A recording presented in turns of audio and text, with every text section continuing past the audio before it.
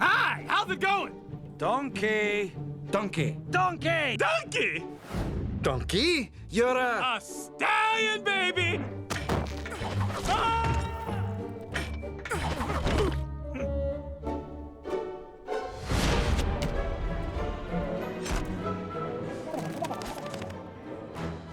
Donkey is such an optimist. He's always, you know, looking at the bright side of everything and trying to work it out. Happy-go-lucky Donkey. Hey! What's happening, everybody?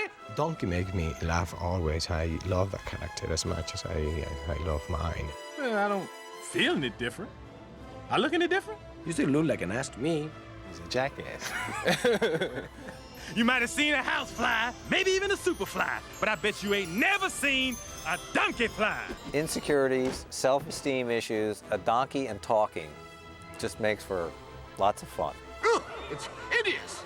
Oh, that's not very nice. It's just a donkey. Deep down, he is all about love. That's what he wants. That's what he wants to give. You got to try a little tenderness. He doesn't take no for an answer. He can't be insulted. He can't be shut up. For 5 minutes, could you not be yourself? Ah! He's the funny one. He's really funny. We can stay up late, swapping manly stories, and in the morning, I'm making waffles. I've been making movies 28 years. I've done all different types of pictures, and the Shrek series is just some of the proudest work that I've been involved with. Eddie Murphy is someone I have over a 20-year history with, literally from his first movie, and for me when I was a really young executive, you know, in the movie business at Paramount 20 years ago. Eddie and I met, became friends, and grew up in the business together, and we always promised each other we'd someday do an animated movie together. Jeffrey called me up and was like, you have to do this, and this is perfect for you. So I kind of just said yes. Wow, it's gonna be champagne wishes and caviar dreams from now on. Eddie has done such brilliant work over the years, and yet, to me, the greatest performance that he has ever given is actually in Shrek. This is love! Donkey is so pure Eddie Murphy. It's 110 proof Eddie Murphy. Donkey was created by Eddie. It is a character that could have gone a million different ways and ended up going, you know, in the best possible way with Eddie. And somehow, you know, who he is as a person, as an actor, as a comedian, just related directly to who that little donkey is. You never really want the character to stay to the script. The gold that you get in any of these movies, particularly with comic talents like we have, is what's not on the page. Hey, wait a minute, I got a great idea. I'll stick with you. You're a mean green fighting machine, and together we'll scare the spit out of anybody that crosses us. You can take a line that's written and he can completely own it. He can completely make it his own. You'll go through a scene with him and he'll kind of read it to himself and he'll be very calm.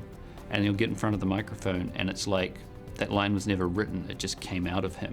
And it came out in a way that you never could have imagined writing it. Shrek and Donkey, two stalwart friends off on a whirlwood big city adventure. I love it. I said I'm playing a donkey, so I said that I have to be a jackass. So that's always at the core of it. Any line I'm thinking, you're a jackass. And I hope y'all take note, that's over 4 movies. I'm focused 4 movies through. I never, ever once do you sit and watch and think and go, he's not like a jackass. Each time I say something, you turn to whoever you witness, that's a jackass. When somebody tooties that flutie, I've got to shake my booty. Then it is up to me. Ah! Uno, dos, cuatro, hit it! Good morning, good morning. Ain't no stopping us now. On the road again. 2 can be as bad as 1. What did I say about singing? Well, can I whistle? No. Well, can I hum it? All right. I think it's something funny about the donkey singing. It's always been funny. It's something funny about someone singing that thinks that they can sing really good and they almost can sing, but they can't. It's just something funny about that.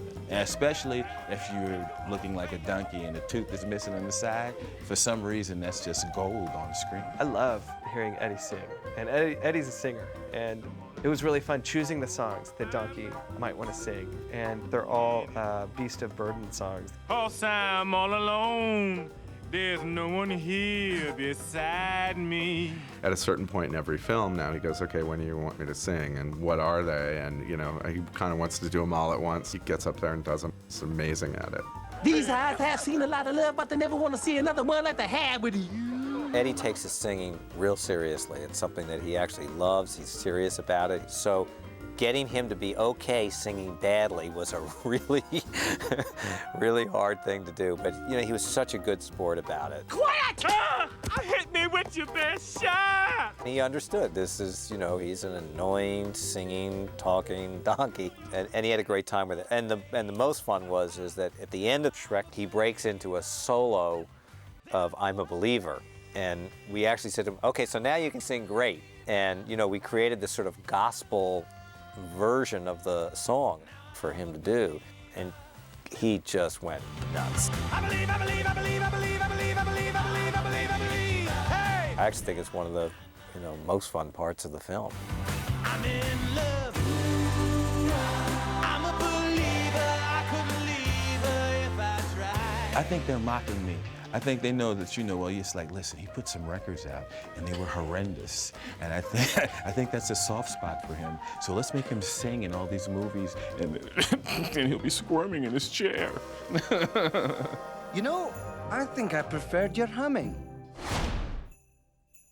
Because the movie is so stylized, it's important to achieve within that stylization a level of realism so that the characters are convincing. Hair and skin and the way skin moves and the way faces move are the hardest things to achieve. In some ways, Donkey was the easiest character because no one's really seen a talking donkey.